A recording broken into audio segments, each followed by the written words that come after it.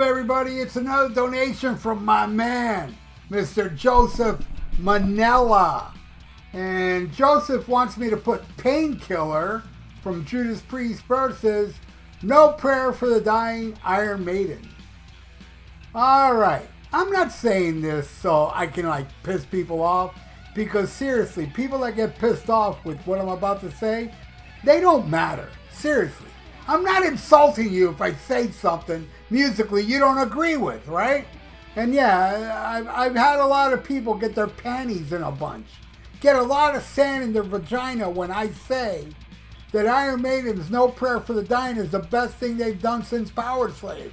I like it more than Somewhere in Time. I like it more than Seventh Son. And I like it more than any album that came after No Prayer for the Dying.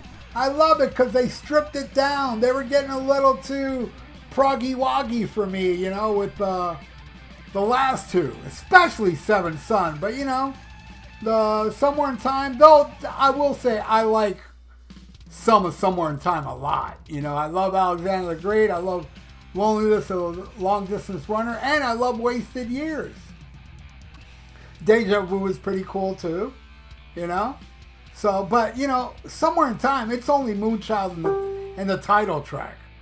But, yeah, I'm not a big fan of Seventh Son. This album, though it's not perfect, I'm not saying it's perfect. It has songs on it I don't like, but I like more of it than I do on Somewhere in Time, and obviously Seventh Son. So let's get this started. All right, we start with Painkiller versus Tail Gunner. I love Tail Gunner, but no, Painkiller. Painkiller is the best damn song off this album. And that's another thing about Painkiller. How I feel about Painkiller is, I feel Painkiller is pretty overrated. I'm not saying it's a bad album. I'm just saying, you know, it gets more praise than I think it deserves. But that's just my opinion. It's okay it gets praise. I'm just saying, man, it doesn't deserve that much. Because Painkiller to me is too one-dimensional for Judas Priest, man.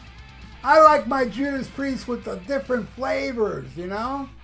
I'll even take Point of Entry over this album. Yeah, that's right, I will. Because Point of Entry, you know, has a lot of different moods, and it's not a perfect album either. But I'll take it. And it's not a metal album, really, except for Solar Angels. It's a hard rock album, Point of Entry. That's what I think. But anyway, I'm definitely giving that one to Painkiller. Next, Hell Patrol versus Holy Smoke. Hell Patrol. I dig Hell Patrol. It's alright. It's a metal song. You know, it flows well. Holy Smoke is a little too hokey, though I do not hate it. But yeah, it's not one of my favorites on here. Alright, next. All Guns Blazing versus No Prayer for the Dying. I love No Prayer for the Dying.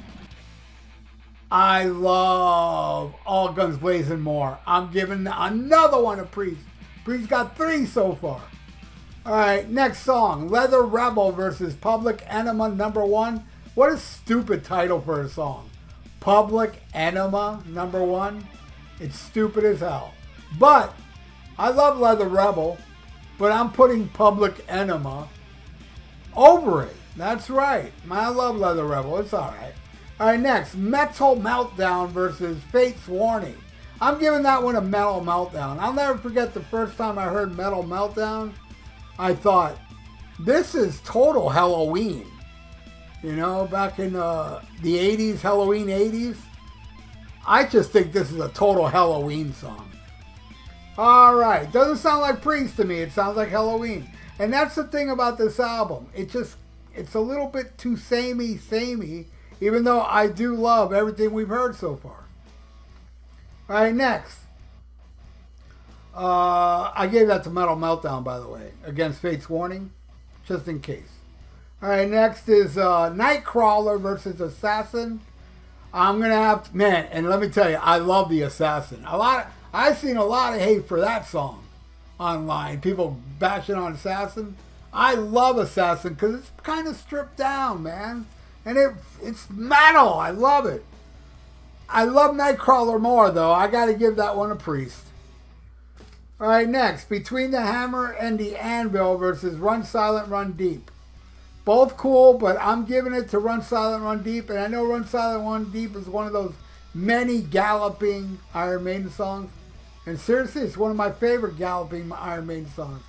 One of my favorites on here. I'd say it's my second favorite song on here, even though it's total Iron Maiden, you know, galloping. But that's the shit I love from Maiden, is songs like Run Silent, Run Deep, you know?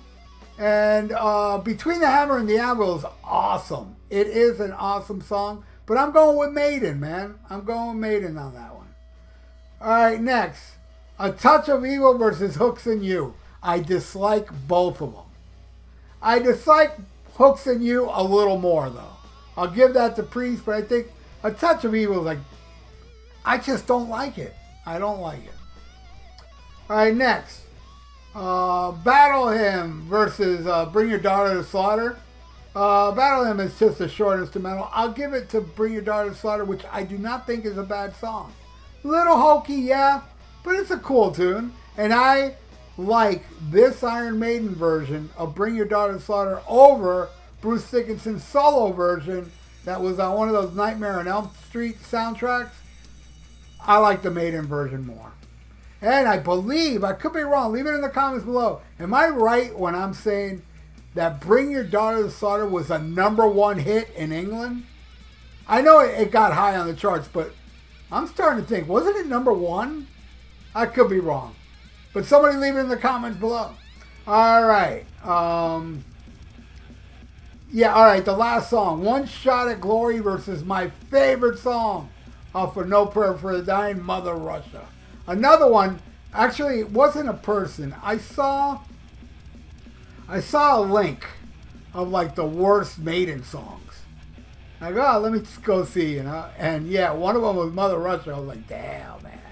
You know, it's like, when people make, you know, if there's a website that says, hey, top 10 greatest Iron Maiden songs, not everybody's going to agree with it, you know. It's just somebody's opinion out there. But I like other people's opinions, you know. Don't get me wrong.